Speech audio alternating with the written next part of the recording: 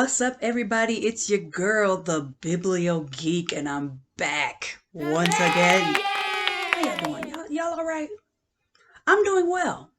Like I always say, I'm doing well despite the odds. This is the second episode of my Lupus series, and today we're focusing on building your own medical team. I'm going to focus on the doctors that I came across and how things basically kind of led up to me having the team that I have now, which is amazing. I really am blessed. I'm blessed because, listen, I've been living with lupus for 25 years. It will be exactly 25 years in June of this year. Now, really, that's just the amount of time that I've been diagnosed. I was diagnosed in 1996.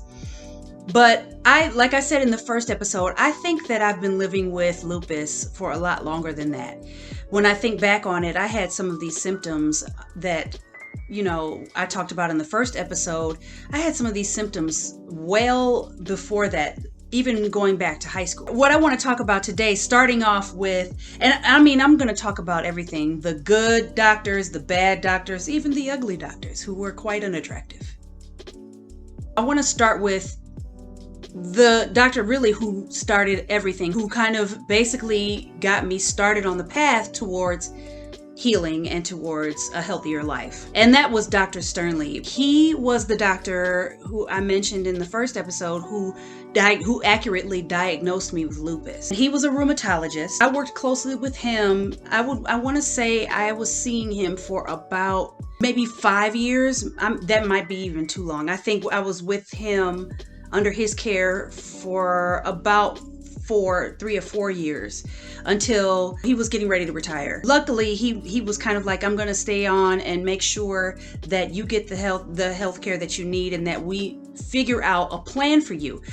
And really, one of the things you have to remember is that when you are diagnosed with something like lupus or any other kind of autoimmune disease, it takes a while before you figure out what works for you. The medications that you're on, any kind of treatments that you need, any kind of tests you need to take, whether you need surgery, all of these things, sometimes you don't even know what you need until something happens. That's just the nature of an autoimmune disease. And lupus in particular, because lupus is so tricky and there are no two cases that are alike and everybody is, having different symptoms and different combinations of issues after they're diagnosed. So Dr. Sternly was really helpful in kind of figuring out what type of lupus I had, because lupus can affect different things. So according to Johns Hopkins Lupus Center website, there are different types of lupus. There is SLE, or systemic lupus erythematosus. It's called systemic because lupus affects multiple things in the body. It can affect multiple organs and that kind of thing. So that's why it's called systemic lupus. And that's the kind of lupus that I have, right? Now, there's also a lupus that only affects the skin, called chronic cutaneous lupus erythematosus. People who have the skin lupus do not have SLE usually, but people who have the skin lupus can develop SLE later on in life. There is also drug-induced lupus erythematosus. There are certain drugs that can cause lupus in people who do not have SLE. But this is the only lupus that's temporary and can be reversed. Because it's a drug-induced condition, stop taking the drugs, no longer have lupus. That's how that works. There is also neonatal lupus erythematosus. And this is the type of lupus that affects children or babies. So neonatal lupus it affects the children of women who have certain types of antibodies, okay? And for these babies, they are born, and usually the women themselves don't have lupus. So lupus, and that's one of the misconceptions, is that you can pass lupus on to a child, which is not true. But a baby can develop lupus in the womb if the mother has these certain antibodies, anti-RO, anti-LA, and anti-RNP. Those are the 3 antibodies that if a woman has them and she has a child, the baby can be born with lupus. Usually a baby who is born with neonatal lupus is born with a skin condition, and it usually subsides on its own. But a very small percentage, very small, as in 1 to 2% of babies that are born with neonatal lupus are born with congenital heart block. Now, when I was diagnosed with lupus, I was 26. And one of the things that they asked me was, whether I wanted to have children or not. And we had this discussion. They were like, if you ever decide to have children, then we need to do a blood test and make sure that, you don't have one of these 3 antibodies. And if you do have one of them, then we need to discuss treatment.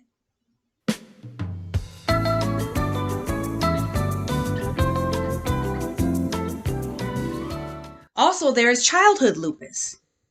And childhood lupus occurs in the same manner as it does with adults with SLE. Boys are more likely to get childhood lupus than men are to get adult lupus. It's the same as SLE. It can affect different organs, kidneys mostly, but it can also affect different organs. More children who have childhood lupus are affected with kidney disease than adults with adult lupus are affected with kidney disease. I hope that made sense. So those are the different types of lupus, right? So right away, Dr. Sternlieb diagnosed me with SLE. So he's like, you have SLE. We're going to do some tests. We're going to figure out what is being affected. And it turned out it was my kidneys. So I had to have a kidney biopsy. And then that informed what kind of medication I was going to be taking going forward. When he retired, he referred me to another doctor in the same system. And I won't say his name because he sucked. This doctor, what I didn't like about him was that he was completely disinterested in actually treating his patients. This is a doctor who was in it for the publishing. Okay. He was going to publish this research paper in a medical journal.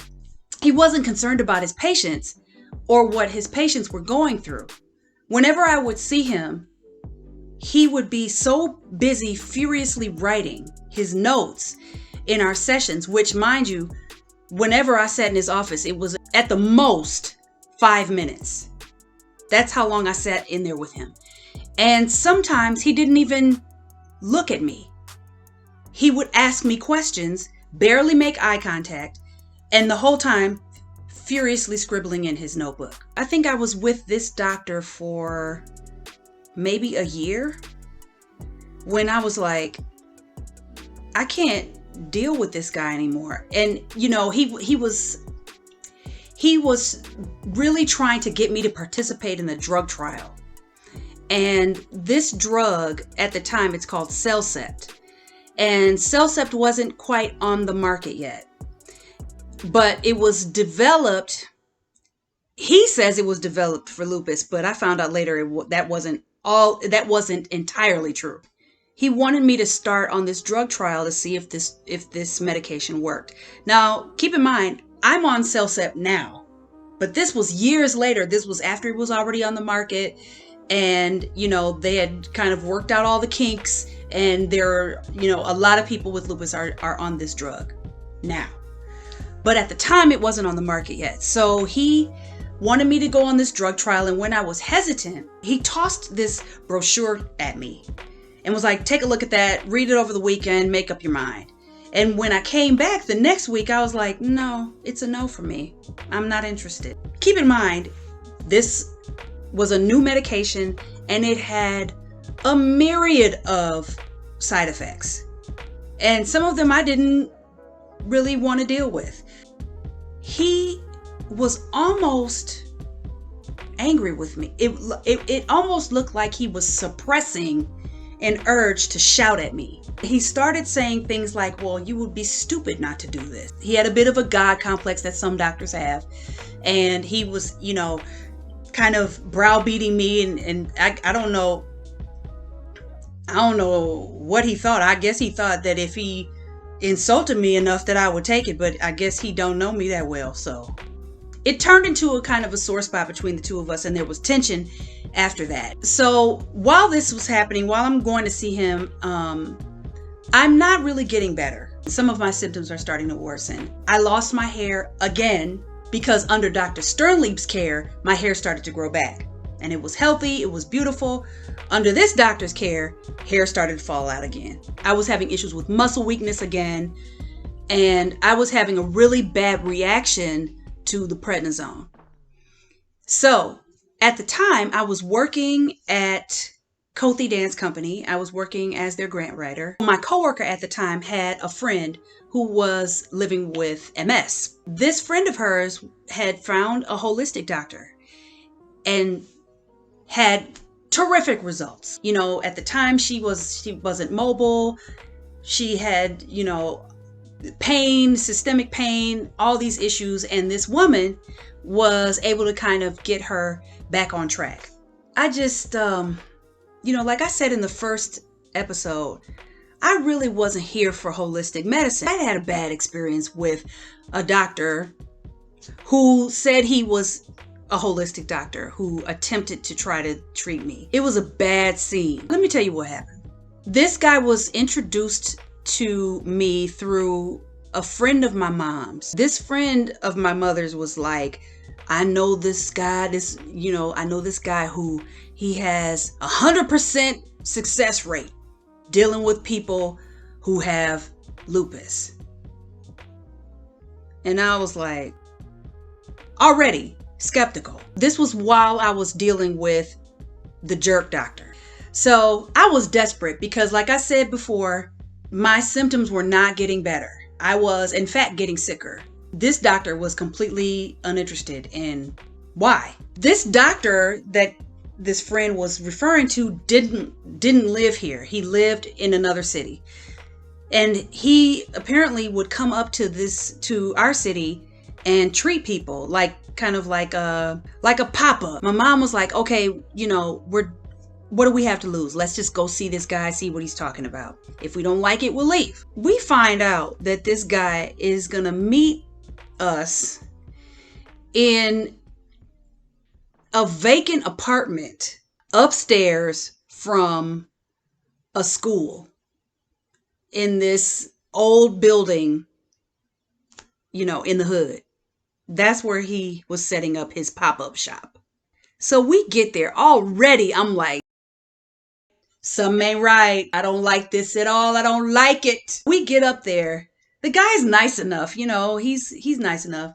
He just seemed really shady, like really suspect. Like he kept looking around and at times he was whispering like we were getting ready to do something illegal. It just felt wrong. But, I ain't no punk and I'm gonna finish what I start.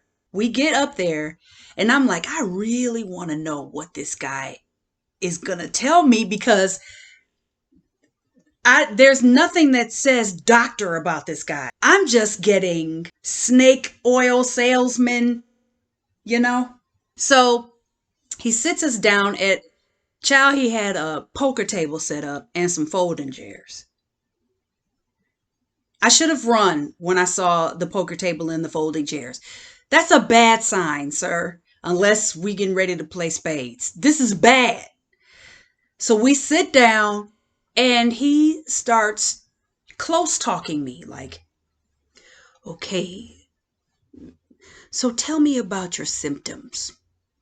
And he's doing this. So I'm telling him, what I've been through. I'm telling him everything. And he's like, yes, yes. And he's kind of rushing me through it, right? He's kind of cutting me off, with the he's doing that. And he's like, yeah, yes, I know about lupus. I know about all of that. Yes, I know about that. I'm like, why did you even ask me to tell you what I'm going through if you gonna rush and cut me off? So now I'm like, So this guy then tells me, well, what I have here is the cure for lupus. This is what he tells me. And he does this. That look.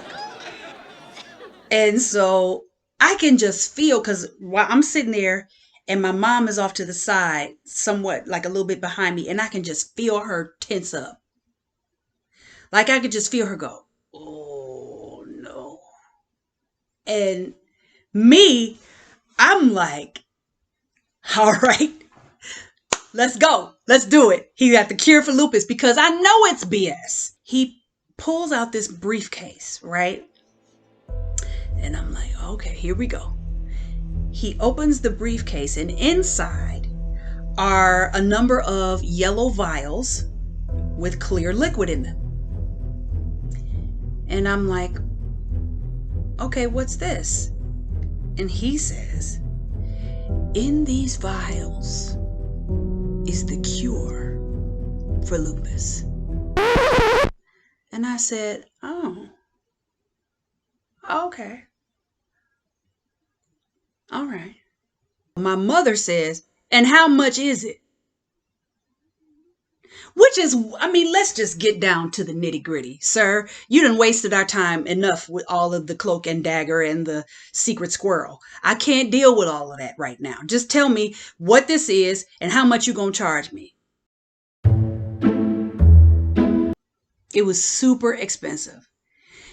And so I just shook my head and I said, okay, I need time to process this. Do you have a card or something? But the card he gives me doesn't say anything about a clinic or an office or anything like that. It doesn't even say what he does. It's just his name and some name of a company that he works for. And I said, okay. So we walk out. When we get in the car, we're like hysterically laughing because it was ridiculous. Huh? Of course I didn't call this guy. What? He's a quack. After that happens, my coworker brings up this holistic doctor, right? Who apparently helped her friend who had MS. So I'm like, no,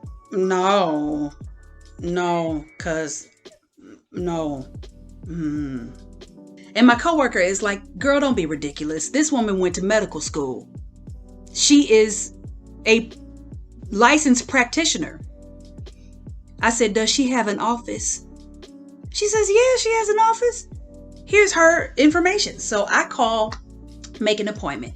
The woman on the phone she's extremely nice. She answers all my questions, and I had a lot of questions. She's like, come in, and your first time meeting her is just going to be you talking. And I thought, okay, that's not too bad.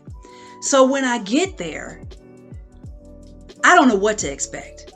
But the office, it's beautiful. It's very peaceful feeling. It smells great in there. So I'm starting to relax. They're making sure I'm comfortable. They're offering me something to drink. And I'm like, okay, I like it here. Everybody is super nice. So they call me into the examination room. And then here comes Dr. Jan Jensen. All she says is, we're just going to talk for a little while. So we sit down.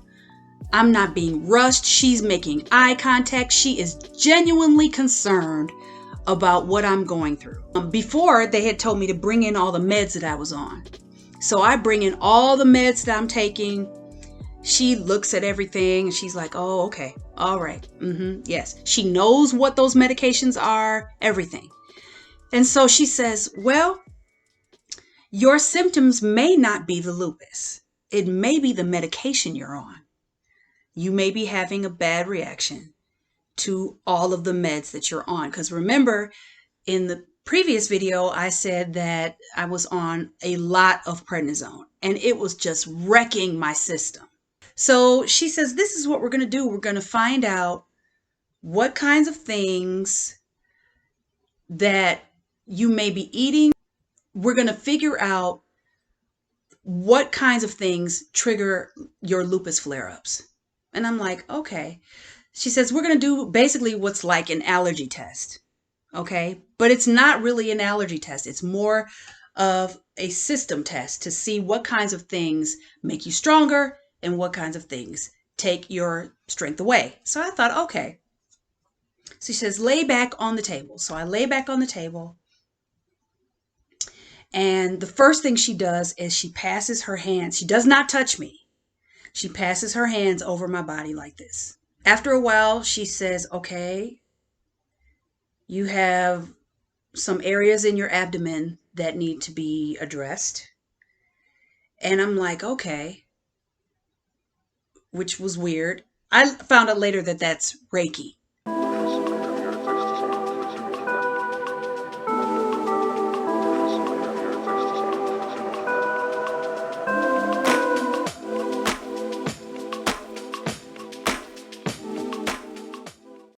At the time I was like, mm-hmm. Then she says, we're going to take a couple of items and we're going to place them on your chest and see how they affect you physically. And I'm like, so what she does is she has me lay on the table on my back. And then she took out a couple of little glass vials. I'm like, here we go again with the glass vials. So she did a couple of different things: corn, dairy, sugar, salt, and a couple of other substances that she placed on my chest. And there were some things that I could resist her. She would push down on my arm and I could resist. But certain things that she placed on my chest, when she pushed down, I had no strength at all. None. Now I'm listening to her because now I'm like, okay, maybe there is something to that.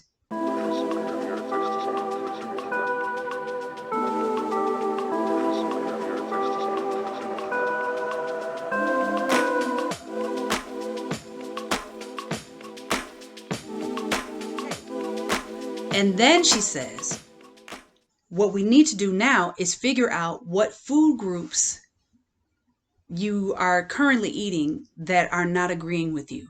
And we need to eliminate them from your diet. She says, now this is all because of the test that I just took, right? She says, we're going to remove, check this out, corn, wheat, dairy, sugar, salt, white potatoes, mushrooms, green and red bell peppers, and all perfumes. I said, so how long am I supposed to do this? She says, until we figure out what's causing your lupus to flare up. I said, so what can I eat? She says, you can eat meat. You can eat vegetables. But not all vegetables, because she took some of the vegetables away. So she says you can eat meat and you can eat these vegetables. And we're going to do this for several months. And then we want you to come back. And we're going to slowly bring back one by one. We're going to bring back certain food items. But first we have to wipe the slate clean. So we're going to put you on this diet that'll clean out your system. It'll be like a whiteboard when you come back. And then we're going to slowly add one by one different food groups and see what your reaction is when we bring them back. And that's when I learned that corn is in everything. Listen, corn syrup and corn starch are in everything. They're in bread, sausages, cereal, juice, anything that's in a box or a bag or a can has corn syrup in it. Imagine the breakdown I had the first time I had to buy my own groceries after that. And I had to read the labels of everything and stood in the aisle of the grocery store with tears in my eyes because I thought I literally can't eat anything in here but some meat and a carrot and a leaf of spinach. I was not happy. I was not happy because keep in mind, I was still on all that prednisone. And that prednisone makes you hungry. So now I'm just eating a whole lot of nothing. But needless to say, Dr. Jensen really got me to thinking. She changed my mindset about food and its connection to my health. She really got me on the road to health, right? So what do? I go back to the raggedy rheumatologist and tell him, which I probably shouldn't have, but you know, hindsight is 2020. So I tell him that I'm seeing this holistic doctor. And for the first time, he makes eye contact with me. And he says, "Really?" And what followed was about 5 minutes of him insulting my intelligence, calling the whole thing witchcraft and telling me it didn't work, and you're going to be sicker for going to this person, and I thought you were smarter than that. When I walked out of that office after that was when I had made the decision to find another rheumatologist. I had had enough. And I ended up, after some searching, I ended up finding another rheumatologist in a different system at a different hospital. And her name was Dr. Costello. Dr. Costello was the best. I loved her. And she was able to show me something that these other two male doctors were not able to show me, which was compassion. And so she was really, really kind to me, and she listened to me. And when I told her that I was seeing a holistic doctor, she was like, "Great. So we can work together to kind of figure out what the best plan is for you." I'm like, this is great. This is exactly what I need. And I was so super happy. And then about 8 months later, Dr. Costello announced that she was leaving the practice. Oh, come on. Are you serious right now? She was leaving the practice altogether. She was no longer going to be practicing medicine. And she was going to go and raise her family, which I wasn't even mad. I was like, you know what? That's a wonderful reason to leave, but what am I gonna do? She referred me to the rheumatologist that I am currently seeing now. And her name is Dr. Irina Conan. And I love Dr. Conan. She is no nonsense, but she is still sympathetic and empathetic to what I'm going through. And she has a sense of humor, and she genuinely wants to know how I'm feeling. She even made the connection now between my stress level and, how much stress am I in, and look at these numbers. And she showed me that the stress that I was feeling in my daily life with my job, and at the time I was in graduate school, so I was under a lot of stress. She was like, "Look, we need to make sure that you are getting adequate rest, because it is well known that stress and lack of sleep or lack of rest can bring on a lupus flare-up." Now, I'm dealing with her. I'm going to see Dr. Jan Jensen when I can. But there was a stretch of time where I just didn't go to see Dr. Jensen. And, we had a conversation before that, because she was one of those doctors who was like, "Don't come see me if there's nothing wrong." So I was doing well for some years. I was doing very well. And something had come up that was not lupus related. I think I wanted to come in for because they did chiropractic medicine and acupuncture there as well. So I wanted to come in to do chiropractic medicine and to get my back kind of fixed or whatever. And so I called the office, and I'm like super excited because I haven't seen Dr. Jensen in years. So the same receptionist who had been working there before, she answers the phone, and she's like, "Oh, I haven't heard from you in so long. How are you doing?" And we're catching up on the phone, and everything is fine. So I say to her, "Yeah, I just wanted to come in and see Dr. Jensen to see if she could do something about my back, because I'm having some issues with my back." And then there's this pause. And she says, "Oh, you don't know." And I thought, "No, what?" She says, "Dr. Jensen passed a year ago." And I thought, "A year ago? What happened?" She had cancer. And I thought, How unfair is that? How unfair is it that this woman who brought me back from the brink, and I wasn't the only one, how does she die from cancer? Where's the sense in that? I could not get over that I'm still dealing with it. I'm still dealing with it. I am. I miss her tremendously because she, not only was she just a really good physician, but she was just a really sweet person, and I miss her still. I just couldn't get over it. But after that, I just started seeing Dr. Conan, and little by little, Dr. Conan started to bring other doctors in on my team. So currently, I am working with Dr. Conan, who is a rheumatologist, a nephrologist, a cardiologist, because one of the things you have to know about living with lupus, one of the things I learned is that if you have one autoimmune disease, you are more likely to get another one. At the present time, I am not only seeing those doctors, but I'm seeing another doctor for my liver, for another related issue. So I'm seeing all of these doctors now, and all of these doctors are working together.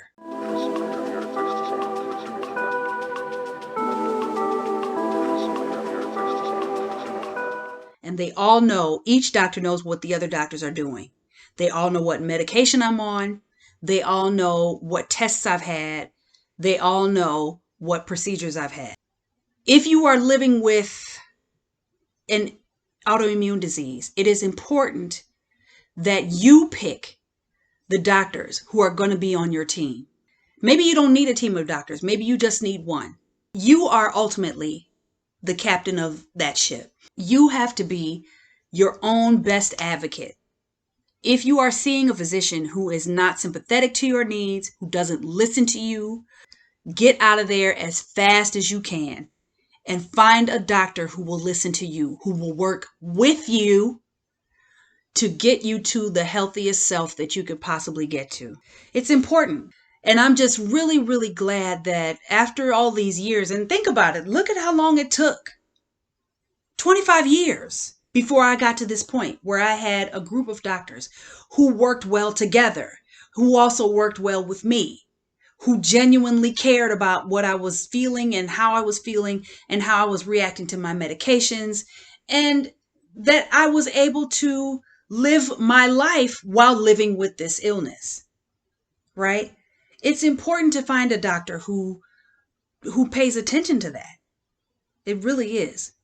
And what else has been helpful is finding a group of others who are living with lupus and just kind of sharing my notes with them and finding out what works with them. I had a friend, a really good friend of mine who is also diagnosed with lupus. Shout out to Dr. Latish Reed. I also want to talk with her. I think one of these sessions I'm going to be talking with Latish, because I want also to show that there are different experiences with this and different perspectives as well, and that no two cases of lupus are alike. I have another friend who is also living with it, and her journey is very different from mine, right? So that's all I have for right now. I want to thank you all for joining me. And next time, I want to talk about the different medications that I have encountered, and talk about all of the things that are available for people who are living with lupus, not just the medications, but the other things that I've learned throughout my journey. What are the foods that I eat? What are the foods I avoid? What kinds of things do I know work best for me? And I just want to share those with you the next time we talk. So thank you once again for joining me today. And I hope you all have a wonderful day, and I'll talk to you soon.